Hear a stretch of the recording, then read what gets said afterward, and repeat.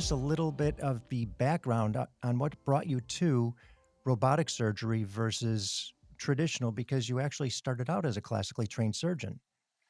Yes, that is true. So I went through the traditional cardiac surgical training pathway that requires one to be proficient in traditional techniques and open heart surgery. And that was remotely back in the 1990s. So I finished a first general surgery training program, which was 5 years, 6 years, because I did some research, and then did a vascular surgery fellowship to learn how to operate on blood vessels, and then finally did my cardiac surgery fellowship, all on the East Coast in Boston, and came out a enthusiastic young heart surgeon ready to go, and learned how to do all the techniques with opening people's chest. And it became very quickly apparent to me that the invasiveness of what I was doing was pretty significant. And even though we did a great job on the heart, patients would sometimes have lots of trouble with the sawing open of the breastbone. And Mhm. I quickly, decided that there were some operations that I really didn't need to saw people's chests open for us to get an efficacious result with. And I started about 3 years after my beginning practice, and I was in Milwaukee at the time. I started trying to minimize the invasiveness of my techniques. And the first thing that I did was I eliminated cardiopulmonary bypass when I did somebody's coronary bypass surgery. And cardiopulmonary bypass is just a heart lung machine and stopping of the heart and things like that. And so I basically decided that this is an epicardial operation, meaning it's on the surface of the heart and it does not require the heart to be stopped. And so the first thing I did was, even with a sternotomy and with opening the chest, I said, okay, we don't need to really do this. And I learned how to do the surgery beating heart. And then a year later or 2 years later, I started working on patients who had atrial fibrillation and approaching their cardiac surgery through little holes using thoracoscopy, which is basically similar to a laparoscopic cholecystectomy, but it's in the chest. And that was a new technique that was evolving at the time in the early 2000s. And it allowed me to observe the heart from the side, as opposed to from the front. And that's one of the major things that I tell junior folks these days when they're learning to do these less invasive approaches is familiarize yourself with what the heart looks like from the side, whether it's the left side or the right side. And then eventually I moved on to doing less invasive valve surgery. And then finally in 2006, I found a robot, and that was the epitome of less invasive heart surgery. And so I adopted my technique of off pump coronary bypass through a sternotomy, which is otherwise known as OPCAB, to off pump coronary bypass using a robot with no chest opening, just little holes. And that's called TCAB. And I started doing TCAB in 2006. And I now have the largest series of TCAB patients in the world, and have been doing it for all those years, and successfully. And in the process of doing TCAB, there were coronary arteries that were not accessible on the surface of the heart. If you look at the veins on the back of your hand and you can see the veins, that's where a coronary usually lives, on the surface of the heart. But there are some coronaries that are deep, and they can be deep covered by fat, but they can also be deep covered by muscle. And in the process of doing TCAB, we were approaching all different types of anatomies, and I was digging coronaries out under the muscle to do bypass surgery. So this is not people with bridges or anything of that nature, or symptomatic bridges, I should say. This is people Mhm. who just had a deep coronary artery that we were going after to bypass. And we were doing that robotically with little holes, without a sternotomy, without a heart-lung machine. And that was way back in 2008, 2009. And these cases are not that frequent, but as you increase your experience, you can basically do them successfully and safely. And so in probably 2010, when I was still in Milwaukee, one of my cardiologists presented a patient to me who had a myocardial bridge. And they had worked that patient up very, very aggressively. And the reason I say that is because myocardial bridge is a not uncommon condition that cardiologists see on the angiograms.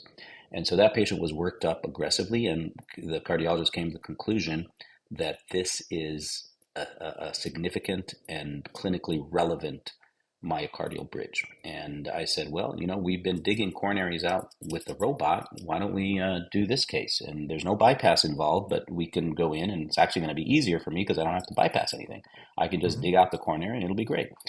And that was Can I the, ask you a quick question yeah, right there? yeah, How is it different if you're digging out coronaries from heart, muscle tissue, and fat, different from what would be considered a myocardial bridge? not different at all. It's just, Okay. it's the effect of the coronary being under the muscle that would be different, and how tight the muscle constricts it, maybe how thick the muscle band is. The act of dividing the muscle on top of the coronary is exactly the same. The techniques, Okay. the precautions, the measures that we take when we do it one way or the other, it's exactly the same. And so, if to me, it was a no-brainer. The challenge then became, which patients do you actually take to do that to? Because still, it's Hmm. invasive, it's anesthesia, it's heart surgery, and there's a lot of patients with bridges. And so the challenge didn't wasn't necessarily can you do it. The challenge was, who do you do it to? So we began doing that in 2009, and I moved down here to Chicago, University of Chicago, in 2013. And in that 10-year period, now it's 2023, we've done about 40 patients. So we haven't done a lot. And one of the reasons is that we're very, very selective in who we think benefits from this operation, from unroofing in general, not just robotic unroofing. Who benefits from Hmm. unroofing? And we've evolved a, um, a very kind of meticulous, if you will, angiographic testing in the cath lab with one of my colleagues who actually has unfortunately moved away from here just this last couple of months, John Blair. And he was interrogating these bridges very, very closely, and we would collaborate and combine to figure out who would benefit, who actually is symptomatic from their bridge, because as noted, a bridge is not uncommon. You and I, if Hmm. we had a cath right now, maybe one of us has a bridge. And if we're Well, not, I you do had, have a bridge. Okay. oh, Well, there yeah, you go. I've been unroofed. I've been Oh, okay. unroofed, done the Okay. procedure, Okay. had a few extra complications, surprises while we were at it. So Okay. So yes. you come from the perspective of, well, yeah. And so it's not an uncommon thing. And I'm always, first do no harm. We're cutting doctors. We're not doctors who treat with pills. And when Hmm. we cut somebody, we take it really, really seriously that we're cutting for the right reason. And so, even though this is a less invasive operation, we like to get our indications down pat. The consensus from both people that I'm aware of that have had robotic surgery, as well as those who are contemplating the next step, is, boy, the sternotomy, as you have said, and I can know from experience, it's very invasive, and it takes a long time to heal. The benefits that so many see on robotic is the lesser healing time, back to work sooner, less pain, and I know a lot of people are very, very concerned about both the pain and the visual. Can you speak a little bit to what that looks like in the actual process of the robotic surgery? What happens, and then the post-surgery healing? So during the surgery itself, you mean the technique and what happens during Yes. surgery? Yeah. During the surgery itself, we insert little ports, the size of which is about 8 to 10 millimeters in diameter. So slightly larger than a Bic pen. And if you were to Yeah, I was kind of, just going to say about the big pen. yeah, take out the Bic pen, take out the inners of it, and then you have now a hollow tube. That hollow tube Hmm. is placed through the ribs very carefully. We then insert through those tubes, those ports, we call them, a camera that has 3D magnification, 3D imaging, and 10 times magnification with a very high quality picture, as well as wristed robotic instruments. And we work through that. In the case of a myocardial bridge, it probably takes about anywhere from 2 to 4 hours to unroof somebody's bridge. Um, and we basically put a chest tube in at the end through one of the holes, and the chest tube is about the size of one of those 10 millimeter holes, and that chest tube stays in overnight. Now, they go to the intensive care unit. They probably could not go to the intensive care unit. They could go to the recovery room, but in our hospital, we do it in the ICU. They usually get extubated, meaning the breathing tube comes out at the time of surgery Hmm. in the operating room, so they don't wake up with a tube in between their vocal cords, which is extremely irritating and not fun. And then really they're in pain for about 24 hours until that tube comes out. The majority of the patients will go home on the day after surgery or the day after that.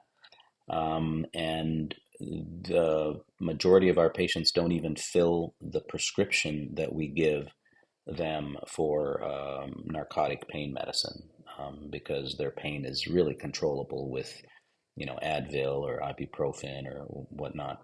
And the majority are Hmm. back to full activity within 2 to 3 weeks. Definitely a job, but even some are back to, exercise and those kinds of things.